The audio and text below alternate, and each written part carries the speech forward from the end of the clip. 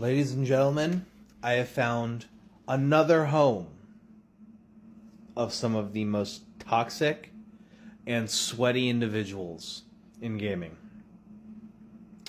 And that is specifically Elden Ring invaders during the witching hours of the weekend. Oh my fucking god.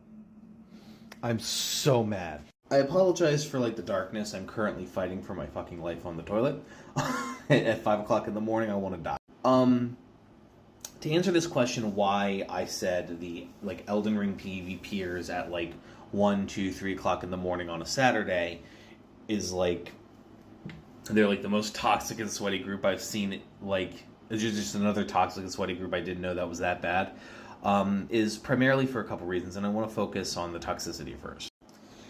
Primarily because I don't think being sweaty is necessarily a bad thing. Sweaty is just something we kind of just call people who are just put all their time into a fucking game. You know, I used to be sweaty at things like Elder Scrolls Online PvP and things like that. You know, I like to think I'm rather good at Elden Ring PvP. I've got a high-level character. You know, the last 150 levels I've gotten in said character have primarily been through PvP battles and the ruins begotten from them. But the toxicity for me is the people that were on at this point, they're the types of human beings, this is the only thing that they really play. I've got something like 700 hours into Elden Ring. I've got a level 560 something character. I'm no scrub, you know what I mean? But there is a difference between someone like me who plays the game religiously and a lot, but it's not the only game I play. I'll also play Master Duel a lot, because I'm a Yu-Gi-Oh streamer. I will also play Elder Scrolls Online. I'll play some Darktide occasionally. I'll play some platformers. I just picked up the new Dragon Quest Monsters game. I'm gonna give that a shot. It's not the only thing I play.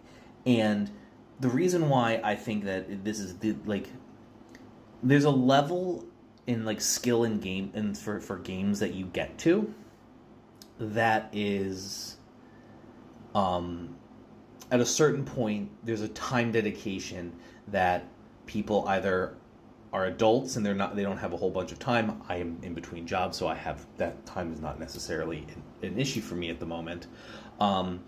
Or they play multiple different games or a combination of the two. These people, even if they do have work and stuff, I would wager they probably only play this game and they only play the PvP mode for fun. And I don't think there's anything wrong with that. That does lead somebody to having a level of skill that is, you have to do the time investment to match, which is fine. It's respectable. The toxicity for me comes in when they start jumping and positioning themselves on the map and putting themselves in deliberately vulnerable positions, knowing full well I'm not going to be able to reach them from the spacing that they have. That's one. The second, and the thing that's a little bit more toxic, if I'm being honest, is we all know that the general emoting, some emotes are considered more toxic than others. You have the point down one, that's the classic get fucked emoji from Dark Souls 1, that's a golden oldie. You have the bow, can be respectful, can be a fuck you, kind of depends on the person's behavior, at least as far as I could tell. One of the things that is particularly bad, especially recently, that I've noticed is a propensity to just yeet every consumable, every extra item, just everything under the sun, and just specifically one of the people, they used the ritual skull, the one that you get from the ancestor shamans, and it spaffs basically a bunch of ghost magic around. It's basically, at least the way they were doing it, especially with putting down to, especially with putting down rainbow stones in such a pattern during my dying animation, it did it to make it appear like, you know, they were coming on me. And outside looking in, objectively, that is hilarious. No shade, no notes, that's fucking funny. Being on the receiving end of it kind of sucks.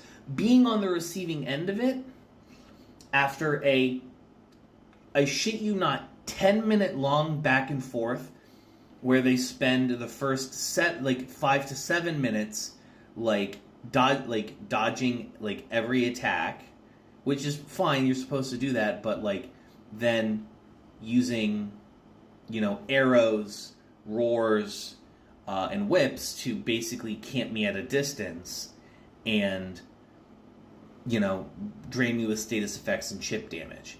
It was a very campy playstyle that was very unsatisfying to play against, and it probably didn't feel too great to play either. But that being said, outside looking in, if this didn't happen to me, that would I would think that the person who beat me was funny as shit.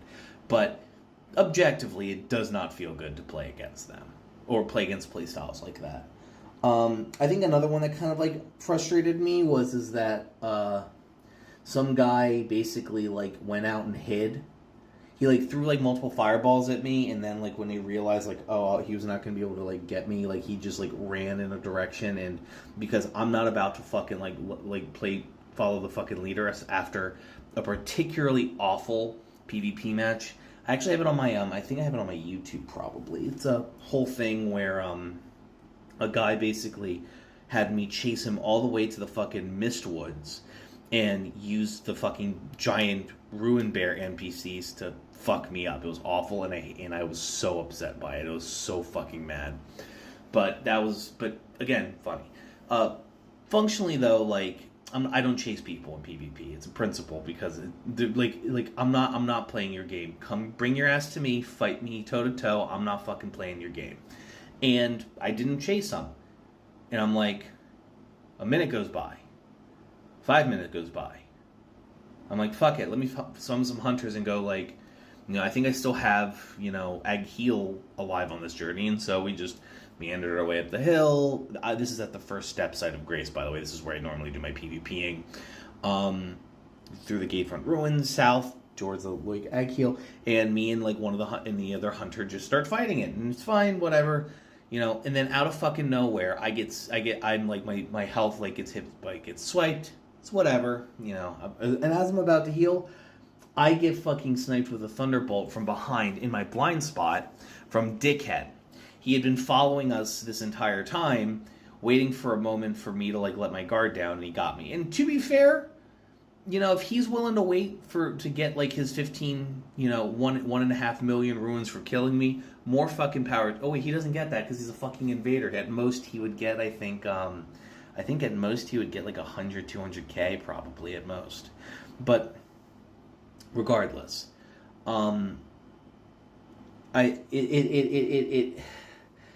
I've seen normally when I play during normal hours, I'm getting people that are just doing normal builds and shit that are trying to fight, and that's fine. But I saw people whip out 6 different weapons and using them all specifically for poison whips, sorceries for spam, fucking great swords of the Scar Storage great swords, fucking great bow. It was just so much shit, and I'm just specifically some of these builds are basically made to out attrition me of resources, and it's terrible. They just got Anspur Rapier, Haslow's Whip, fucking great a great bow, fucking just very stressful, very upsetting. Would not recommend. I mean, granted, I was able to get 10 million, ruins over a 3 to 4 hour play session, which is normally I'd get less than, You know, I get less than half that, much less than half that, when I just normally play through the game in one go through. So, you know, I guess it's worth it. It takes about like 3 to 4 hours for me to like get everything I need in a normal playthrough, anyways. So, I don't know. I'm fine with it. It's just not the most rewarding experience and not the most fun experience being on the receiving end of funny bullshit. That I'll tell you what.